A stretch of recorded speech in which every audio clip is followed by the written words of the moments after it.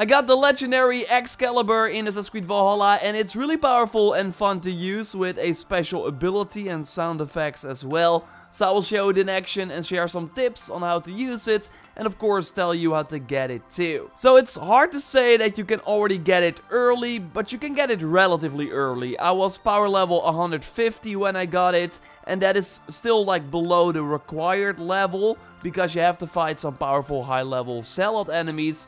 But I will share some tips on how you can maybe already do this before I did, so even lower than 150. A like on the video would really help the channel out, and let's go. You can participate in my 2300 credit pack giveaway, so you can buy some things out of the Animus store in Valhalla without spending any money yourself. Just click the link in the pinned comment if you want to participate, and be sure you are a subscriber of this channel before you enter. And good luck. We already knew that the Excalibur would be in the game. It was already teased in the deep dive trailer, and it's totally worth the hype, because this weapon feels like something special thanks to the amazing Izu look. Of course, that already sets it apart, but also the sound effect when you put it on your back. Like here, I'm swinging it around and then I put it on my shoulder, and listen to this. It's a nice touch, right? And also when you grab the weapon to slash the enemies, you will hear something similar. But the perk is even cooler. Namely, on a heavy finisher and critical hit, you will blind enemies in a small area. A heavy finisher is the final hit on a heavy attack combo. So the first strike, that in the case of the two-handed sword will be this powerful stab. But now with the Excalibur, you'll have this blinding effect also appear that interrupts nearby enemies. And a smart thing you can do is the heavy finisher at the end of a light attack combo. So do 2 regular light attacks and then a heavy attack to also have this effect trigger. It's very easy to pull off if you have the brush with death skill unlocked, because then during the slow time, that of course triggers when you do a dodge, you will have a big enough window to do both the light attacks and then the heavy attack to create the blinding effect. So the Excalibur is of course a two-handed sword, but you can also put it in one hand if you have the heavy dual wield skill unlocked. And sure, the Excalibur is then still slower than a regular one-handed sword would be, but it will still get the job done, while you can have a shield in the left hand, for example, to still do easy parries and block incoming arrows. With dual swap, you can quickly switch it around and then use the sword in your left hand to do the left hand charge attack that the two-handed sword has to stab enemies and push them on the ground. It's a great attack overall to close the distance and gain an advantage and maybe like stomp the enemy or start a combo. Or you can hit multiple enemies in a straight line. And you can also use this left attack to just repeatedly stab an enemy, which is quite nice. But with the heavy dual wielding, you can of course also use another two-handed weapon, like another two-handed sword, and then it will be way slower, but it will obviously be more powerful. And if you then pull off the heavy finisher with a blast, it will surely take out the enemy. Also cool is that when you do a crit, the Excalibur will shine, and this also happens during the brutal finishers that I was able to pull off. So you want to get the weapon, and to get it, you need to find tablets in the world. There are 11 in total, and 8 can be found in caverns, and you just have to go there and complete them, and this is even possible on a low power level. Like, you will not have to fight only in the cave in Yorkshire. You will encounter some chickens, and if you played Odyssey, then you know that these can be annoying.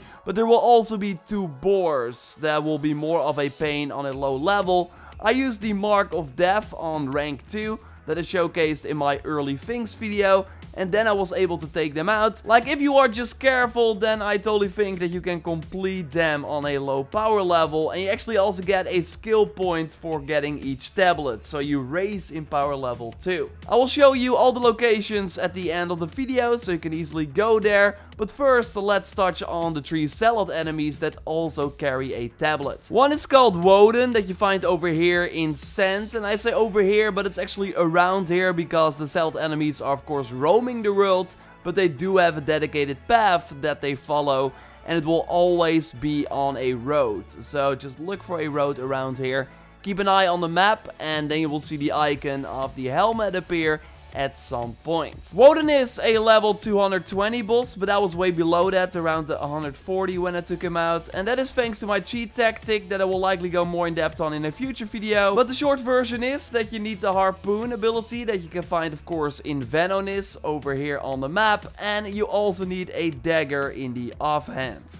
So what you want to do is grab the Zealot enemy with the harpoon and pull it towards you. And then do the left attack button by holding the parry button. Now you will jump to the enemy and just begin stabbing until your stamina bar is empty. And then you got a new adrenaline bar from this tactic, so you can use the harpoon again and then repeat. I first did it with dual daggers and then the regular attack. That works as well, but you do way more damage with the left hand attack.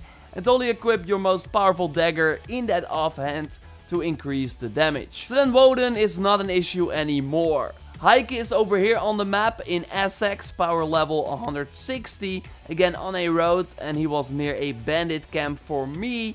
So just look around here, he might be there for you as well.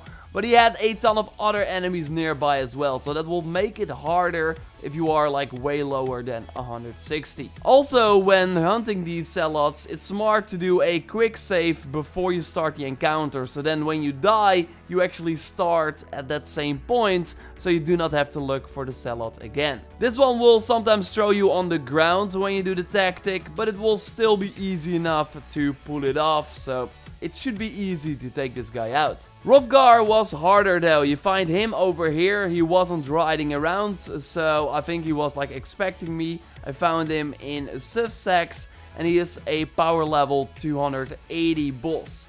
And he will also not fall for the harpoon dagger combo, because he will just push you away real fast. He is quite slow though, so attacks are easy to parry, and that is the tactic I used. I used the shield to parry and then a fast weapon like a hammer in the main hand to deal damage in between the animations, so when you find an opening. I used the man's best friend ability that I showed you how to get in my best skills video that I will link to at the end of this one. And I actually used many skills that you find in that video, so totally check it out if you haven't already to make this fight way easier. Overall, I think it's a really fun fight, but again, I was 150 and took him out, so it is doable early on. And if you really cannot wait to get the Excalibur, they can always put the game on easy to make the fight, of course, easier too.